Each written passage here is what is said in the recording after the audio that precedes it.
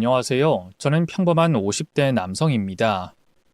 평소 출퇴근할 때 썰밤 채널을 잘 듣고 있는데요. 오늘은 특별히 여러분에게 제 과거를 털어놓고 싶어 이렇게 사연을 보내게 됐습니다. 사실 전 한번 결혼에 실패한 아픔이 있는데요. 믿었던 전처와 처갓집 식구들이 아주 충격적인 비밀을 감추고 있었지 뭡니까? 나중에 모든 진실을 알게 된 뒤 도저히 견딜 수가 없어서 결국 이혼을 선택하게 됐죠. 참고로 미리 말씀드리자면 전처가 바람을 피운 것도 아니고요. 사치나 허영을 부리는 나쁜 여자였던 것도 아닙니다. 그럼 도대체 어떤 비밀이었기에 이혼까지 했냐고요? 지금부터 천천히 그 사연을 소개해 보겠습니다. 아주 충격적인 반전이 숨겨져 있으니 꼭 끝까지 들어주세요. 저는 어릴 때 사고로 부모님을 여의고 할머니 손에서 컸습니다. 중학교 들어갈 무렵 할머니가 돌아가신 뒤로는 친척집을 전전하며 자랐죠. 아무리 친척이라고 해도 사실 남이나 마찬가지인 사람들이었어요. 다들 저를 못마땅해 했고요. 어떻게든 구실을 잡아 다른 곳으로 보내버리고 싶어 했죠. 덕분에 눈칫밥 먹는 데는 이골이 났네요. 행복했던 기억보다 힘들었던 기억이 더 오래 간다잖아요. 아직도 머릿속에 생생합니다. 마지막으로 신세졌던 집은 고모네였는데요. 고모는 좋은 분이었지만 고모부가 저를 정말 싫어하셨어요. 같이 밥을 먹을 때 제가 고기 반찬에라도 손을 댈라 치면 바로 헛기침을 하며 눈치를 줬고요. 씻으러 욕실로 들어가면 한겨울에도 온수를 꺼버렸죠. 사내 노민이 찬물로 씻어도 괜찮다면서요. 고모부에게 잡혀 살던 고모는 그걸 다 알면서도 아무 말도 못하셨네요. 전업주부라 실질적인 경제권은 다 고모부에게 있었으니까요. 더럽고 치사해서 고등학교를 다닐 무렵 아르바이트를 시작했어요. 새벽에 신문을 돌린 다음에 학교를 가고 학교가 끝난 후엔 또 고깃집에서 철판 닦는 아르바이트를 했죠. 그렇게 1년 정도 죽어라 일하니 반지 합방 하나 얻을 정도의 돈이 모이더라고요. 그때부터 고모네 집을 나와 혼자 살기 시작했네요. 생활비 때문에 여전히 일은 그만둘 수 없었어요. 그렇다고 공부를 소홀히 할 수도 없었죠. 나중에 더 큰 돈을 벌기 위해선 좋은 직업을 가져야 하고 좋은 직업을 갖기 위해선 결국 공부를 잘해 좋은 대학에 들어가야 했으니까요. 결국 저는 잠을 줄이는 방법을 택했어요. 참 단순 무식한 방법이었지만 일도 하고 공부도 해야 하니 별 수 없었죠. 학교를 그만두고 검정고시를 칠까 생각도 했지만 따로 혼자 공부해서 대학에 갈 자신은 없더라고요. 주경야독하면서 하루 서너 시간도 못 자고 살았던 것 같아요. 고3 때는 하루 2시간 정도로 더 잠을 줄였죠. 사정을 아는 선생님과 친구들은 뭐 이런 독한 놈이 다 있냐면서 혀를 내둘렀네요. 그러다 몸 다 버린다고 걱정해주기도 했죠. 그래도 그렇게 악착같이 산 덕분일까요? 저는 저희 지역에서 제일 유명한 국립대학에 1등으로 들어갔고요. 4년 내내 수석을 놓치지 않고 장학금 받으면서 학교를 다녔어요. 졸업 후 회사도 교수님 추천으로 꽤 이름난 대기업에 합격했죠. 일은 많았지만 그만큼 연봉도 복지도 좋은 곳이었네요. 처음으로 사랑하는 여자를 만난 것도 그 회사에서였어요. 같은 부서에서 일하는 동료였는데요. 동기들은 물론 윗분들 사이에서도 예쁘고 일 잘하기로 소문이 자자한 친구였죠. 뭐 그렇다고 제가 그녀에게 첫눈에 반했던 건 아니에요. 오히려 처음엔 별로 좋아하지 않았어요. 예쁜 여자들은 얼굴만 믿고 일은 남자들에게 은근슬쩍 미룬다는 그런 편견이 있었거든요. 그런데 우연히 프로젝트를 함께하게 되면서 그녀의 진면목을 알게 됐죠. 바로 곁에서 지켜본 그녀는 일을 본인이 다 떠안으면 떠안았지 결코 남에게 미루는 스타일이 아니더군요. 여우보다는 곰에 가까웠다고나 할까요?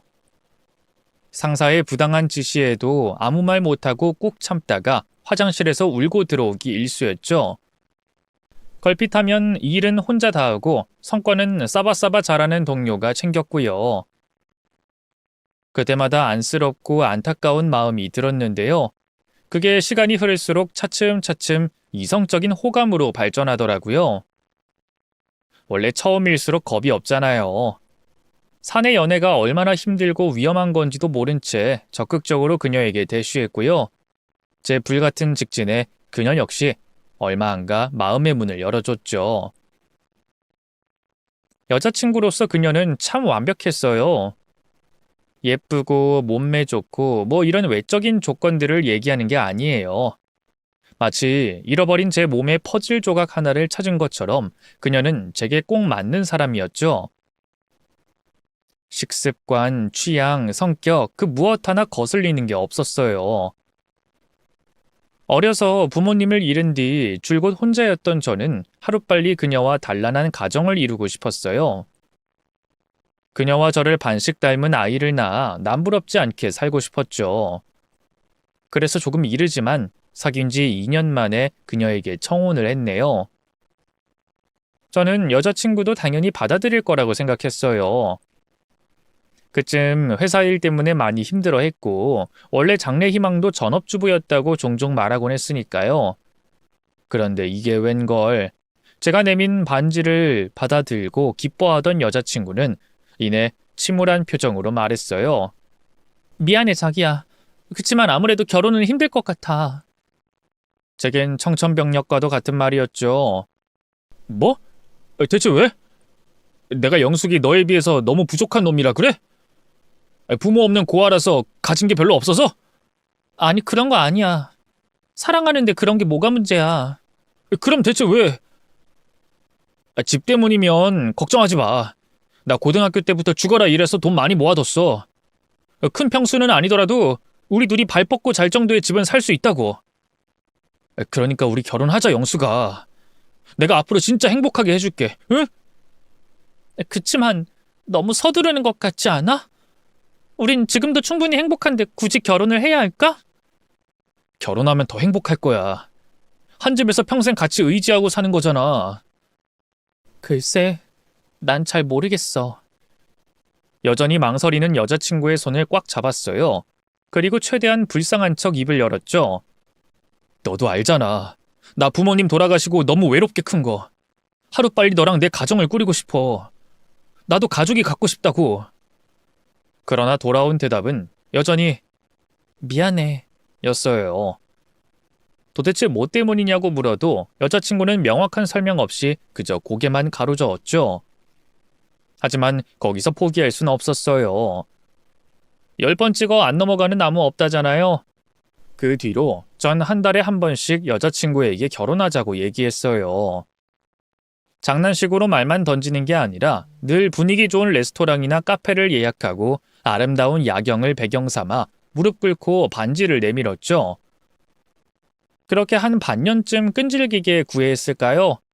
결국 여자친구는 제 8번째 프로포즈에 고개를 절레절레 졌더군요. 못 말려 진짜. 청혼을 대체 몇 번을 더 하려는 거야. 네가 받아줄 때까지 100번이든 1000번이든 할 거야. 그러자 여자친구가 긴 한숨을 쉬었어요. 그리고는 믿을 수 없는 말을 하더군요. 알겠어. 결혼하자. 뭐? 지금 뭐라고 했어? 결혼하자고. 진짜? 거짓말 아니지? 무력이 없다? 응, 거짓말 아니고 안 물려. 대신 나 자기한테 할 말 있어. 할 말? 그게 뭔데? 실은 나... 여자친구는 왠지 모르게 초조한 표정으로 저를 바라봤어요. 하지만 그것도 잠시 이내 아무것도 아니라면서 고개를 가로젓더군요. 그냥 대수롭지 않게 넘길 수도 있었겠지만 왠지 모르게 찝찝하더라고요. 뭐야, 뭔데 그래? 얼른 해봐. 중요한 말 아니었어? 아니야, 쓸데없는 말이었어. 그보다 우리 부모님한테 인사는 언제 드릴까? 지금 생각해보면 그때 여자친구를 끝까지 닥달해서라도 무슨 말을 하려던 건지 들어봤어야 했어요. 그럼 그 후 저희 운명도 완전히 달라졌을 텐데. 하지만 당시엔 여자친구가 제 청혼을 받아줬다는 게 너무 기뻐 정신이 없었고요. 한편으로는 여자친구 마음이 바뀌기 전에 얼른 빼도 박도 못하게 이 일을 진행시켜야 한다는 조급함이 있었네요. 그래서 애써 그 찝찝함을 무시한 채 결혼 준비를 진행했죠. 제일 마음에 걸리는 건 당연히 여자친구 부모님의 반응이었어요.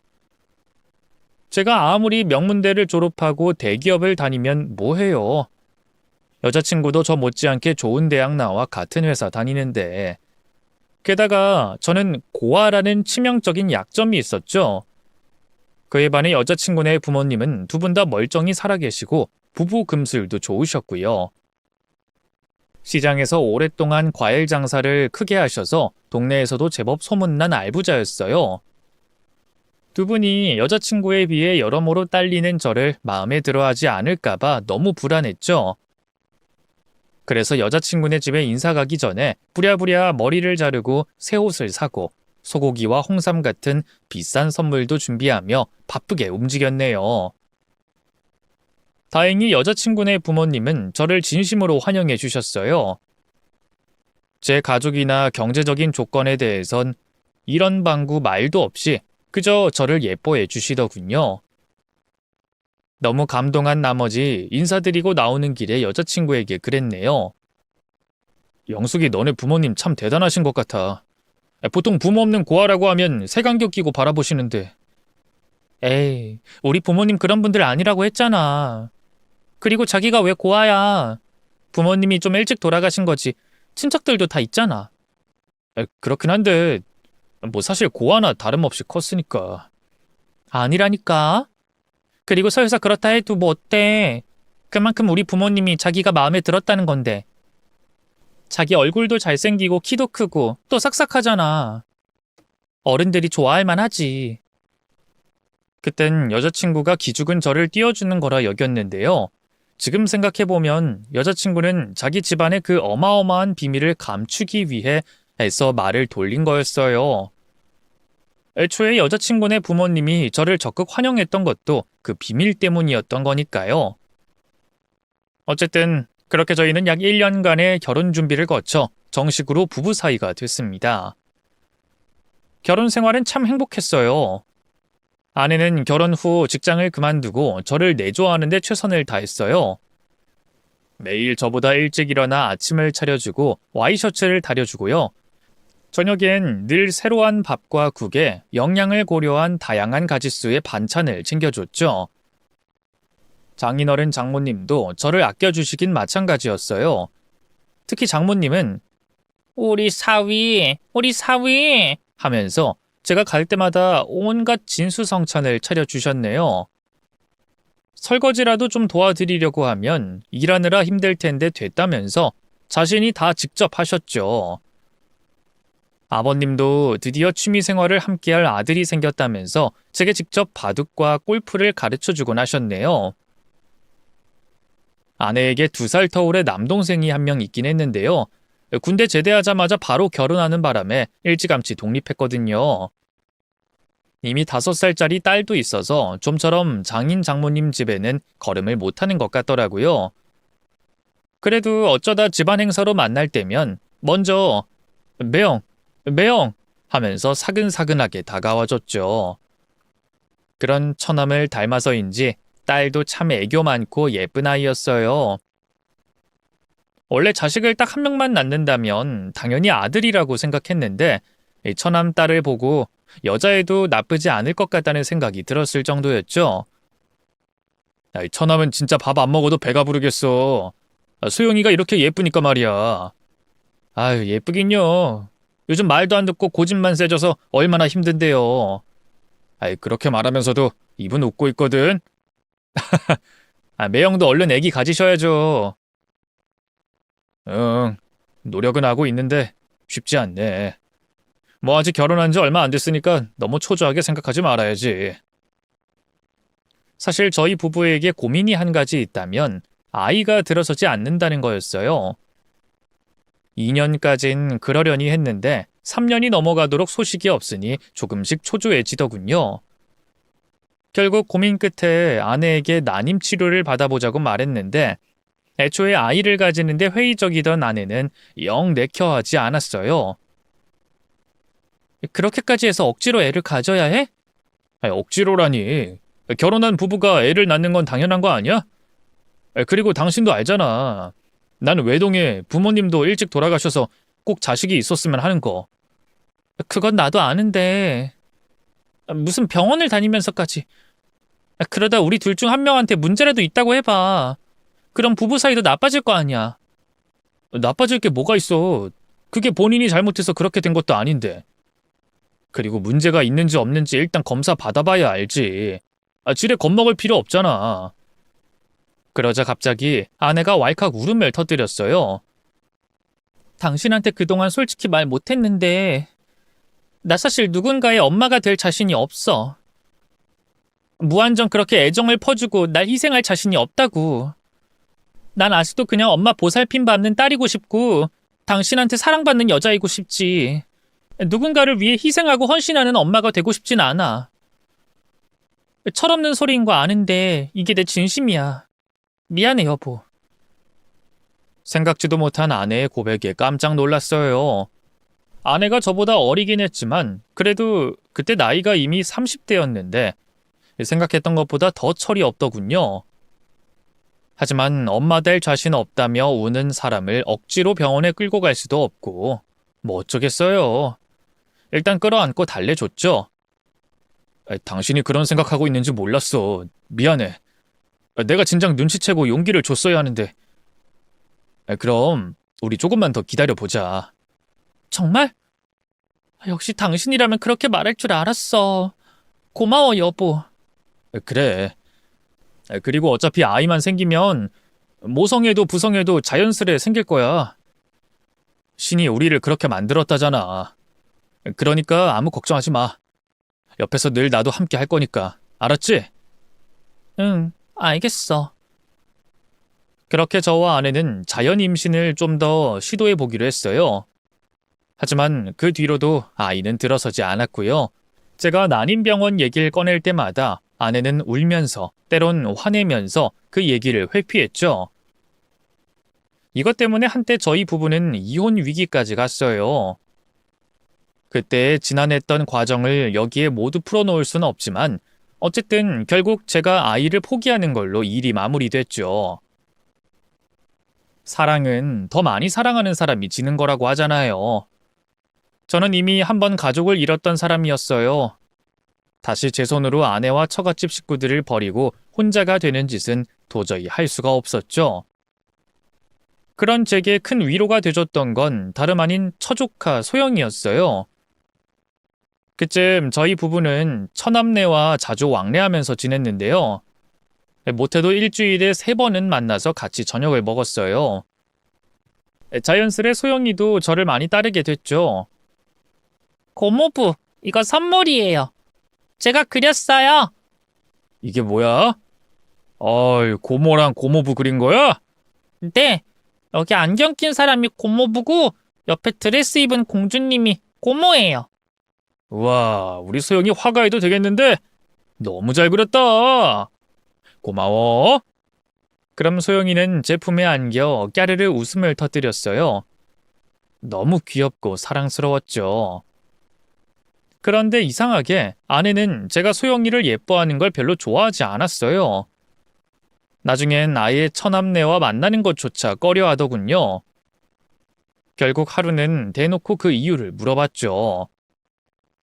당신 혹시 처남네 만나는 거, 아니, 더 정확히 말하면 소영이 만나는 거 불편해? 소영이 앞에선 잘 웃지도 않고 내가 소영이랑 같이 노는 것도 싫어하잖아. 내가 언제 그랬다고 그래. 잡아뗄 생각 마. 당신 표정에서 다 티가 나니까. 그러자 아내의 얼굴이 어두워졌어요. 실은 그러니까 아내는 한참 말을 잇지 못했어요. 답답함에 채근하자 그제야 대답이 돌아오더군요. 별거 아니야. 그냥 소영이 볼 때마다 당신이랑 아이 문제로 싸우던 게 생각나서 그래. 우리 그 문제로 이혼까지 할 뻔했잖아. 내가 소영이 보고 또 아이 갖자고 할까봐? 뭐 그런 것도 있고 당신 그렇게 포기시킨 게 미안하기도 하고 그렇지. 아니, 뭘 그렇게 부정적인 쪽으로만 생각해. 그냥 처조카 예뻐하는 거 그 이상도 이하도 아닌데. 어쨌든 당신이 아이랑 있는 거 보기 괴로운 게 사실이야. 아내의 마음이 이해가 안 가는 건 아니었어요. 그래서 아내를 배려해 한동안 처남네와 만나는 걸 피하기로 했죠. 뭐 한편으로는 저도 아내에게 너무 미안하더라고요. 뭐 그깟 자식 없으면 좀 어떻다고 그걸로 아내를 그리 들들 볶았는지. 여보, 나야말로 그동안 자식 문제로 당신 힘들게 해서 미안해. 내 가족은 태어나지도 않은 아이가 아니라 당신이었는데 그 소중함을 몰랐어. 내가 앞으로 진짜 잘할게. 뭐야, 갑자기. 그렇게 말하면 나 또 눈물 나잖아. 우는 아내를 꼭 끌어안고 결심했어요. 아내와 둘이 앞으로 평생 행복하게 살겠다고 말이죠. 하지만 그 희망찬 바람은 어느 날 예고 없이 닥친 비극적인 사고로 물거품이 됐어요. 휴가를 떠났던 처남 내외가 음주운전 차량에 치이는 불의의 사고를 당한 건데요. 다행히 소영이는 목숨을 건졌지만 처남 내외는 그 자리에서 숨을 거두고 말았죠. 장인어른에게 전화를 받고 아내와 같이 병원에 갔을 땐 이미 모든 상황이 끝난 뒤였죠. 장모님은 충격으로 혼절해 병원 침대에 누워 계셨고요. 장인어른은 장례 지도사와 함께 장례식 준비를 논의하고 있었어요. 엄마, 아빠, 이게 뭐야? 다 거짓말이지? 진짜 서훈이가 죽었다고? 말도 안 돼. 이건 말도 안 된다고. 아내는 처남의 시신을 끌어안고 오열했어요. 그런 아내를 말렸지만 저 역시 슬픈 건 마찬가지였죠. 늘 저를 매영, 매영 하면서 따르던 처남을 친동생처럼 아꼈으니까요. 채 피어나지도 못하고 져버린 처남과 처남댁이 어찌나 안쓰럽고 가엾던지. 10살이라는 어린 나이에 졸지에 부모를 잃고 혼자 남겨진 소영이도 과거의 제 모습과 겹쳐 보여 눈에 밟혔죠. 무슨 정신으로 처남과 처남댁의 장례를 치렀는지 모르겠네요. 어떻게 장례를 치르고 나니 제일 중요한 건 소영이의 거취였죠. 이상하게도 처남댁 집에선 야멸차게 소영이를 거부하더군요. 아내 말로는 원체 그 집 사람들이 처남댁과 소영이에게 별 정이 없었다고 하더군요. 해괴하다 싶었지만 딸이었으니 뭐 옛날 분들이면 그럴 수도 있겠다 했죠. 결국 급한 대로 장인어른 장모님이 소영이를 데려왔는데요. 연로한 두 분이 한창 손이 많이 가는 소영이를 키우기엔 현실적으로 힘든 부분이 많았어요. 결국 소영이는 저희 부부 집으로 오게 됐죠. 제가 회사에 있는 동안은 아내가 돌보고 평일 밤이나 주말엔 제가 주로 소영이를 챙겼네요. 아무것도 모르던 소영이는 어느 순간 부모님이 세상을 떠났다는 걸 눈치챈 것 같았어요. 하긴 초등학교 저학년이면 죽음에 대한 인지 정도는 할 나이였으니까요. 고모부, 우리 엄마랑 아빠는 하늘나라로 간 거죠? 어? 그게... 괜찮아요. 저 다 알아요. 학교에서 친구들이 말하는 거 들었어요. 나쁜 아저씨가 차로 우리 엄마 아빠 아프게 한 거잖아요. 그래서 하늘나라 간 거잖아요. 그래. 우리 소영이 다 알고 있구나. 소영이 말처럼 엄마 아빠는 지금 하늘나라에 있어. 만날 순 없지만 저 하늘 위에서 소영이 다 보고 있을 거야. 엄마 아빠가 저를 미워하면 어떡하죠? 저도 그때 그 차에 있었는데 저만 혼자 살았잖아요. 아이의 말에 가슴이 미어지는 것 같았어요. 하지만 애써 내색하지 않고 아무렇지 않은 척 입을 열었네요. 그게 무슨 말이야. 소영이를 살린 게 소영이 엄마 아빠인데. 소영이라도 살아서 다행이다. 우린 그거면 됐다. 그러고 있을걸 아마. 그러니까 우리 소영이 엄마 아빠 목까지 더 씩씩하게 살 수 있지? 맑은 두 눈에 눈물이 맺히던 것도 잠시. 이내 소영이가 작은 손으로 눈물을 쓱 훔치며 말했어요. 그럼요. 저 씩씩해요. 우리 반에서 제가 제일 씩씩해요. 그래. 장하다 우리 소영이. 너무 기특해. 고모부랑 고모는 계속 제 옆에 있을 거죠? 엄마 아빠처럼 나 안 떠날 거죠? 그럼 당연하지. 고모랑 고모부가 엄마 아빠 대신해서 소영이 옆에 계속 있어줄 거야. 그러니까 아무 걱정하지 마. 불안해하는 아이의 모습을 보고 있자니 어쩔 수 없이 제 유년 시절이 떠올랐어요. 소영이만큼은 저처럼 이 집 저 집 떠돌며 눈칫밥 먹는 그런 생활은 하지 않게 하고 싶었죠. 그래서 소영이에게 더욱더 신경을 썼어요. 소아 정신과 치료도 꾸준히 받고요. 주말이면 아내와 셋이 놀이동산도 가고 소풍도 가면서 바쁘게 지냈죠. 소영이를 썩 예뻐하지 않던 아내도 부모를 잃은 어린 조카가 가엾긴 가여웠나 봐요.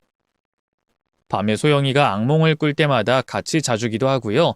때때로 소영이 원피스며 리본핀 같은 걸 예쁘다고 사오기도 하더군요. 밤에 다 같이 둘러앉아 맛있는 저녁을 먹고 함께 텔레비전을 볼 때면 가끔 내가 꿈꾸던 가정이 이런 게 아니었을까 싶더라고요. 그럴수록 소영이를 진짜 딸로 키우고 싶다는 욕심이 생기더군요. 그래서 고민 끝에 어느 날 아내에게 얘기했어요. 여보, 우리 소영이 그냥 입양하면 어떨까? 뭐? 입양? 당신 그게 무슨 뜻인지 알아? 당연히 알지. 생각해봐. 어차피 장인어른 장모님도 연세가 있으시고 앞으로 소영이는 우리가 책임지고 돌봐야 할 텐데 그럼 아예 우리 호적에 올리는 게 낫잖아. 물론 소영이 의견도 들어봐야겠지만 일단 당신 생각이 궁금해서. 꼭 그렇게까지 해야 해? 우리 지금도 충분히 소영이한테 잘해주고 있잖아. 단순히 잘해주고 못해주고 그런 문제가 아니야. 소영이 요즘도 우리가 자기를 떠날까봐 두려워하잖아. 법적으로라도 진짜 부모가 돼주면 좀 안심하지 않을까? 그리고 다른 문제를 생각해봐도 우리 호적에 올리는 게 나을 것 같아. 지금이야 아직 어리다지만 나중에 다 컸을 때 학교에서 다른 애들한테 상처받거나 그러면 어떡해. 결혼할 때도 그렇고 또 우리 죽고 나면 재산 상속 문제라든지 그런 것도 중요하잖아. 글쎄, 그럴수록 신중해야 하는 거 아닌가? 물론 나도 지금 소영이랑 당신이랑 이렇게 셋이 사는 거 나쁘지 않아. 아니, 오히려 좋아. 하지만 그렇다고 소영이를 우리 딸로 입양하는 건 좀 다른 문제인 것 같아. 저는 아내가 설마 반대할 줄은 몰랐기에 벙쪘어요. 소영이는 아내의 친조카였으니까요. 하지만 엄마가 되는 걸 유독 자신 없어 하던 아내를 생각해보면 이해가 안 되는 것도 아니었죠. 그래, 내가 좀 성급했던 것 같다. 이 문제는 우리 천천히 고민해보자. 저는 일단 한 발 먼저 물러섰어요. 그러자 아내도 안심했다는 듯이 고개를 끄덕이더군요. 응, 우리 이 문제는 천천히 고민해보자. 나도 무조건 싫다는 건 아니니까. 아내의 대답은 생각보다 유했어요. 시간의 문제일 뿐 나중엔 아내의 마음도 충분히 돌아설 여지가 있겠구나 싶더군요. 참 다행이라고 생각했죠. 그때까지만 해도 까맣게 몰랐어요. 소영이에게 너무나 충격적인 존재가 나타날 줄은 말이죠. 시간은 화살같이 빠르게 흘렀어요. 어느덧 소영이는 중학생이 됐고요. 저희도 소영이와 함께 사는 삶이 익숙해졌죠. 그 주 주말은 함께 교회로 드라이브를 가기로 한 날이었어요. 아침 일찍부터 씻고 준비하랴, 짐 챙기랴 정신없이 움직이는데 갑자기 초인종이 울리더군요. 뭐 시킨 것도 없고 방문할 사람도 없는데 이상하다 싶었죠. 나가보니 제 또래쯤 돼 보이는 젊은 남자가 서 있었어요. 누구시죠? 아, 여기가 강영숙 씨 댁 맞습니까? 낯선 남자의 입에서 나온 아내의 이름에 절로 긴장이 됐어요. 맞습니다만 누구시죠? 그럼 그 아이도 여기 있겠네요? 그 아이라뇨? 남자의 뜻모를 말에 점점 미간이 찌푸려지던 찰나였어요. 남자가 너무나 충격적인 이름을 입에 올리더군요. 강소영 말입니다. 이제 중학생쯤 됐을 텐데 모르세요? 아니 누구신데 소영이를... 당신 대체 누굽니까?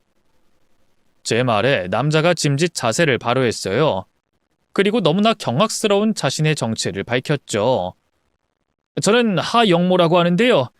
어디까지 알고 계시는지 모르겠지만 사실 그 아이의 친아빠는 바로 접니다. 제 두 귀를 의심할 만큼 너무나 충격적인 발언이었어요. 당신이 우리 소영이 친아빠라고요? 네, 맞습니다. 남자의 긍정에 헛웃음이 나오더군요. 뭐 이런 또라이가 다 있나 싶더라고요. 뭐 이런 미친 인간이 다 있어? 소영이는 우리 처남 딸이야. 어디서 말도 안 되는 개수작을. 이거 신종 유괴수법이지? 경찰 부르기 전에 당장 꺼져! 잠시만요. 그대로 현관문을 닫고 들어가 버리려는 저를 남자가 붙잡았어요. 그리고 제발 자기 얘기 좀 들어달라며 사정사정 하더군요. 그 소리를 듣고 방에서 외출 준비를 하던 아내가 밖으로 나왔죠. 여보, 누구 왔어? 왜 이렇게 시끄러워? 미친놈이야. 위험하니까 당신은 소영이랑 들어가 있어. 대체 누구길래? 들어가 있으라는데도 아내는 기어이 현관까지 나왔어요. 그리고 남자의 얼굴을 확인하더니만 그대로 굳어버렸죠. 두 눈을 커다랗게 뜬 채 손으로 입을 틀어막는 게 누가 봐도 예삿 반응이 아니었네요. 남자도 아내를 발견하자마자 갑자기 흥분하기 시작했어요. 영수가, 너 나 누군지 알지? 나 영모야, 하영모! 그 애가 여기 있다는 거 다 듣고 왔어. 제발 그 애 좀, 내 딸 좀 만나게 해줘! 남자의 말에 아내가 뒤늦게 반응을 보였어요. 이 미친놈이 무슨 염치로 여기까지 찾아와? 일단 나가서 얘기하자고! 아내는 신발도 제대로 신지 않고 허겁지겁 밖으로 나왔어요. 그리고 그 남자를 끌고 그대로 엘리베이터를 타려고 하더군요. 갑작스러운 상황에 벙쪄 있던 저는 뒤늦게 그런 아내를 쫓아갔죠. 여보, 기다려! 그 남자 당신도 아는 사람인 거야? 자기가 소영이 친아빠니 어쩌니 하던데. 응, 아는 사람이야. 내가 잘 얘기해서 돌려보낼게. 안 돼! 당신 혼자 뭘 하겠다고. 그러다 큰일 나. 나도 같이 가. 아니야. 내가 잘 얘기한다니까. 당신은 나오지 마. 아내는 갑자기 왈칵 성을 내면서 저를 밀어냈어요. 그리고는 그 남자를 데리고 후다닥 1층으로 내려가 버렸죠. 뭔가 느낌이 쎄하더라고요. 그래서 소영이에게 집 잘 보고 있으라고 단단히 일러둔 뒤 저도 1층으로 쫓아 내려갔죠. 아내는 놀이터 벤치에서 그 남자와 대치 중이었어요. 제가 온지도 모르고 고래고래 고함을 지르고 있더군요. 너 진짜 미쳤어? 집까지 찾아오면 어떡해? 이제 와서 대체 이게 뭐하는 짓이야? 너야말로 뭐하는 거야? 왜 소원이 죽은 거 나한테 말 안 했어? 참나, 내 동생 죽은 걸 내가 왜 너한테 말해야 돼? 네가 뭔 상관인데? 상관 있지. 소영이가 내 딸인데. 소원이 그렇게 갔으면 걔 이제 호적상 고아인 거잖아. 그건 말이 안 되지. 춘아빠인 내가 버젓이 살아있는데. 이제 와서 무슨 아빠 행세를 하려고 해? 긴 말할 거 없고 소영이 내가 데려갈게. 어차피 지금까지 네 친자로 입양하지도 않은 거 보면 넌 엄마 될 자격도 없는 여자인 건 여전한 것 같으니까. 둘 사이에 언제 끼어들까 틈만 보던 저는 그대로 굳어버렸어요. 사실 그때까지만 해도 저는 막연하게 처남댁이 바람을 피운 게 아닐까 생각하고 있었거든요. 근데 남자는 마치 제 아내가 소영이의 친모인 것처럼 굴고 있었어요. 아내도 그걸 당연하게 받아들이고 있었고 말이죠. 저를 등지고선 아내는 아무것도 모른 채 그런 남자에게 씩씩대며 대거리를 하더군요. 그러는 너는 무슨 아빠 될 자격이 있는 놈인 줄 알아? 지 손으로 애기 똥기저귀 한번 갈아본 적 없고 분유값 10원 하나 보탠 적 없으면서 기껏 고생해서 다 키워놓으니까 이제 와서 데려가겠다? 웃기고 있네 진짜. 야, 누가 보면 소영이를 네가 키운 줄 알겠다? 넌 낳기만 했지 키우는 건 소은이랑 소은이 처가 다 했잖아. 친자식으로 호적에 올려서 책임진 건 네가 아니라 그 둘이라고. 그럼 어떡해? 넌 책임지기 싫다고 했잖아. 대학생인 나 혼자서 그럼 걔를 뭐 내 호적에라도 올려서 미혼모로 살았어야 만족했겠어? 누구 인생 조지려고. 그땐 그게 최선이었어. 알아? 그래. 그렇게 떳떳하면 네 남편한테도 그렇게 말해보든가. 마침 저기 와 계시네. 남자가 이죽거리면서 눈짓으로 저를 가리켰어요. 그러자 아내의 고개도 천천히 제 쪽으로 돌아갔죠. 얼굴이 순식간에 시체처럼 창백해지더군요. 저는 간신히 입을 열었어요. 지금 이게 다 무슨 말이야? 소영이가 처남딸이 아니라 당신이랑 저 남자 딸이라는 거야? 제 물음에 아내가 갑자기 풀썩 바닥으로 고꾸라졌어요. 그러고는 가쁜 숨을 몰아쉬며 어쩔 줄 몰라 하더군요. 미안해, 여보. 미안해. 대체 뭐가 어떻게 된 거야? 지금 한 말이 다 진짜야? 당신이 대학생 때 소영이 낳았는데 그걸 처남 호적에 올린 거야? 미안해, 여보. 내가 죽을 죄를 지었어. 대체 어떻게 된 일이냐고 묻잖아! 미안하다는 말만 하지 말고 제대로 된 설명을 좀 해보라고! 제 악에 바친 고함에 아내가 퍼뜩 고개를 들었어요. 그리고는 그제야 더듬더듬 자기 변명 섞인 진실을 털어놓기 시작했죠. 이 인간은 내가 대학 때 잠깐 사귀었던 사람인데 그때 하룻밤 실수로 애가 생기고 말았어. 너무 무서웠는데 이 인간은 책임질 수 없다면서 무책임하게 도망가 버렸고, 나도 낳고 싶진 않았는데 임신은 처음이었으니까 알았을 땐 이미 낙태를 하기엔 너무 커버린 상태였어. 그래서 결국 낳았고 보육원에 애를 버리려고 했는데 소은이가 그래도 어떻게 그러냐고 자기가 옳게 설득해 보겠다고. 다행히 올케가 불임이었거든. 그래서 그렇게 소영이를 소은이 호적에 올리게 된 거야. 그럼 당신이 애기 갖는 거 거부했던 것도 소영이 때문인 거야? 꼭 그것만은 아니야. 실은 나 이제 아예 임신 못해, 여보. 소영이 가졌을 때 원래 나 혼자 몰래 낳고 보육원에 두고 올 생각이었거든? 그래서 집에서 혼자 끙끙대다 결국 병원에 실려갔는데 그때 자궁에 무슨 바이러스 감염이 되면서 나도 소영이도 죽을 뻔했어. 다행히 둘 다 살았지만 의사가 다신 임신 못한다고 했었고, 난임 병원 가면 당신도 그걸 알게 될까봐 무서워서 계속 피했던 거야. 속여서 미안해, 여보. 고개를 푹 숙인 채 사과하는 아내를 보고 있자니 화가 머리끝까지 났어요. 차마 말로 다 표현할 수 없는 배신감에 사지가 벌벌 떨렸죠. 그걸 지금 말이라고 해? 어떻게 이렇게 오랜 시간 동안 나를 속일 수가 있어? 미안해, 여보. 입이 10개라도 할 말이 없어. 장인어른 장모님도 다 아는 거야? 다 알지. 근데 엄마 아빠도 계속 당신한테 미안해했어. 진짜야. 그게 뭐가 중요해? 중요한 건 당신도 당신 부모님도 그동안 사람 하나를 바보 만들었다는 거야. 등신같이 속은 내가 웃겼어? 아무것도 모르는 고아놈 하나 속여 넘겼다고 뒤에서 다들 깔깔대며 비웃었어? 그런 적 없어. 오히려 죄책감으로 다들 힘들어했지. 나도 당신한테 계속 얘기하려고 했었다고. 그럼 진작 말했어야지. 사람 하나 병신 만들어 놓고 이제 와서 뭐? 그럴 생각은 없었다고? 다들 힘들어했다고? 미안해. 내가 잘못했어, 여보. 아내는 어느새 엉엉 울고 있었어요.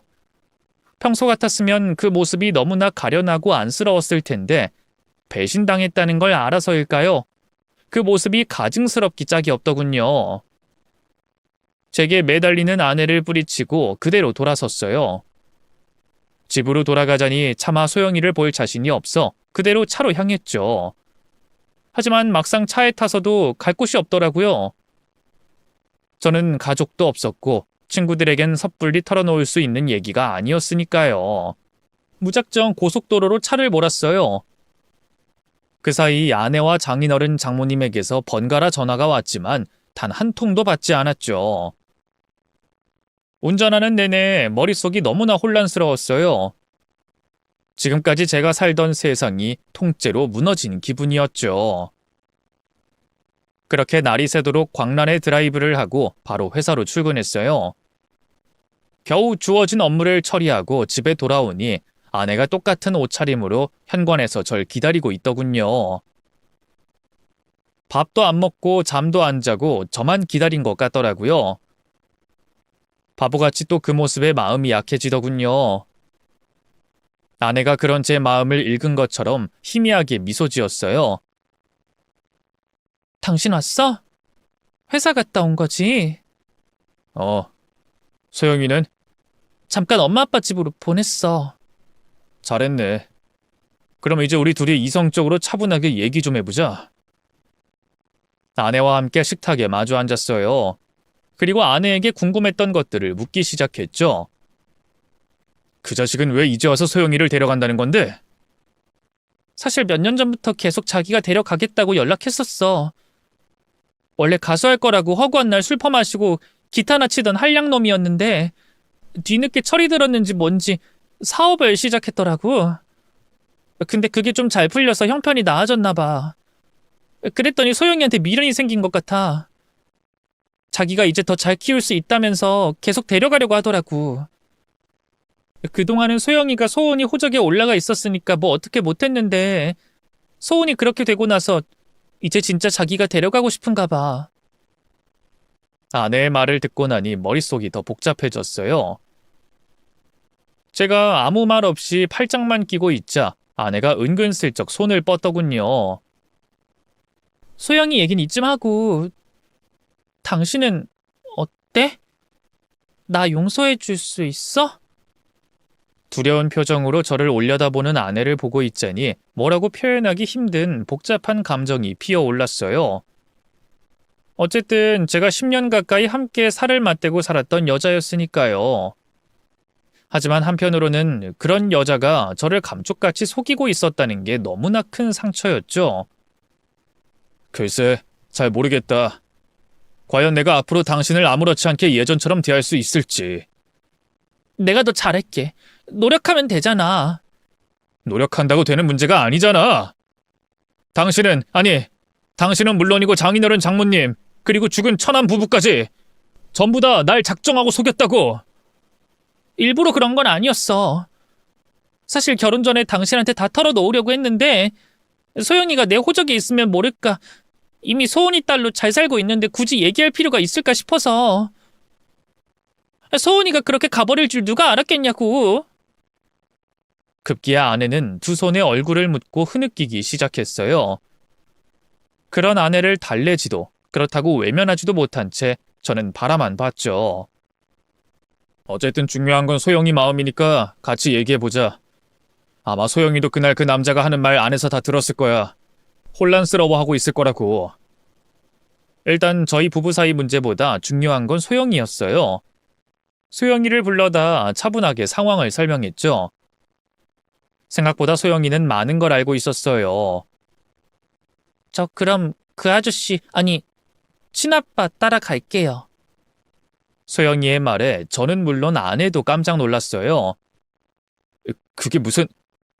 소영아, 그게 네가 정말 원하는 거야? 너 정말 그 아저씨랑 같이 살고 싶어? 괜히 고모부 때문에 그러는 거라면... 그러자 소영이가 고개를 가로저었어요. 그런 거 아니에요, 고모부. 좀 혼란스럽긴 하지만 누가 뭐래도 제가 부모님이라고 부를 수 있는 분들은 돌아가신 엄마 아빠 단 2명뿐이에요. 그럼 더더군다나 그 아저씨를 따라갈 필요 없어. 소영아, 지금처럼 고모네 집에서 지내면 돼. 하지만 고모가 있잖아요. 이제 와서 제가 고모를 엄마로 여길 수는 없을 것 같아요. 그분도 그걸 원치 않을 것 같고요. 소영이의 차분한 시선이 아내를 향했어요. 그러자 아내가 차마 그 시선을 마주보지 못하고 고개를 푹 숙이더군요. 아내는 저는 물론 소영이에게도 씻을 수 없는 죄를 지은 거였어요. 그런 아내를 외면한 채 다시 소영이에게 입을 열었어요. 고모부네가 불편하면 그럼 할머니 할아버지 집에... 아니요. 모든 걸 다 알게 됐는데 어떻게 그럴 수 있겠어요. 무엇보다 저를 계속 보면 고모부가 힘들잖아요. 그새 아이는 너무 많이 철이 들어버렸더군요. 어떻게든 그런 소영이를 붙잡고 싶었지만 아내마저도 그냥 소영이를 보낸 뒤 다 잊고 살자 하더군요. 여보, 우리 그냥 아무 일도 없었던 것처럼 살면 안 될까? 이제 와서 소영이가 나를 엄마로 받아들일 리도 없고, 솔직히 말해서 나한테는 소영이보다 당신이 더 중요해. 당신이 나 용서하고 소영이랑 같이 살 수 있어? 글쎄, 쉽게 대답할 수 있는 일은 아닌 것 같아. 거봐. 그러니까 그냥 소영이 보내고 우리 둘이 살자. 내가 당신 그동안 속인 만큼 앞으로 더 잘할게. 응? 울며 매달리는 아내의 부탁에 결국 저는 고개를 끄덕였어요.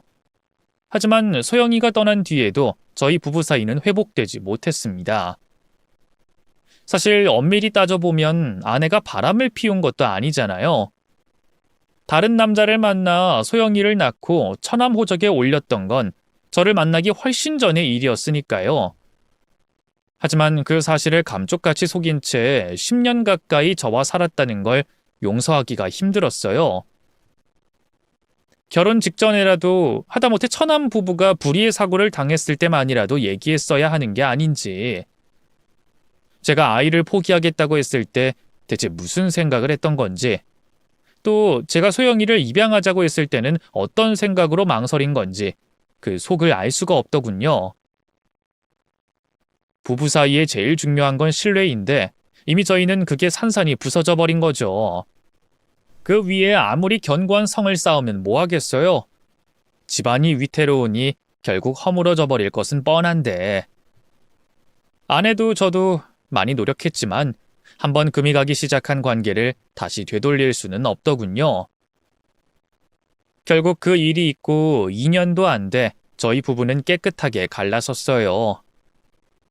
그게 벌써 10년도 더 전의 일인데 듣기론 전처는 여전히 혼자 살고 있는 것 같더군요. 소영이나 그 생부와는 아예 인연을 끊고 사는 것 같고요. 집에 틀어박혀 허구한 날 술만 퍼마신다고 하네요. 알코올 중독인 것 같더라고요. 장인어른이 그간 모아둔 재산을 다 전처 치료에 털어 넣었는데도 끝내 그놈의 술을 끊지 못했나 봐요.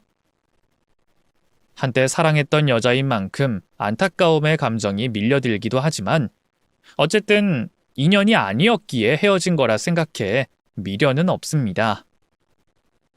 더는 소식을 알아보지도 않으려고 해요. 저는 그래도 전처보다는 좀 더 행복한 삶을 살고 있어요. 직장에서도 능력을 인정받아 최근 부장으로 승진했고요. 좋은 여자 만나 재혼도 했습니다. 사실 전처한테 뒤통수 맞은 기억 때문에 다신 결혼은 못할 거라 생각했는데 이 사람한테 받은 상처는 역시 사람으로 치유되는 건가 봐요. 지금 아내는 전처만큼 예쁘진 않지만 가정적이고 따뜻한 사람이고요. 무엇보다 참 솔직해요. 사소한 거짓말도 못하는 그 투명한 성격이 마음에 들었죠. 슬하에 저와 아내를 반씩 닮은 늦둥이 아들도 하나 낳아 잘 키우고 있습니다. 성인이 된 소영이와도 종종 연락하며 지내요. 현재 소영이는 미국에서 엔지니어로 일하고 있는데요. 얼마 전 결혼해서 단란한 가정도 꾸렸답니다. 결혼식에서 보니 생부와도 나름 잘 지내고 있는 것 같더군요. 어린 시절 알게 된 자신의 끔찍한 출생의 비밀에도 불구하고 잘 커줘서 얼마나 기특한지 모릅니다. 저희 아들도 소영이처럼 내면이 단단한 아이로 키우고 싶어요. 요즘 또 연락이 뜸한데 조만간 잘 지내냐고 안부 메일 한 통 보내야겠어요. 여러분도 소중한 사람들과 함께 한 해 잘 마무리하시길 바랄게요. 긴 얘기 들어주셔서 고맙습니다. 모두 건강하세요.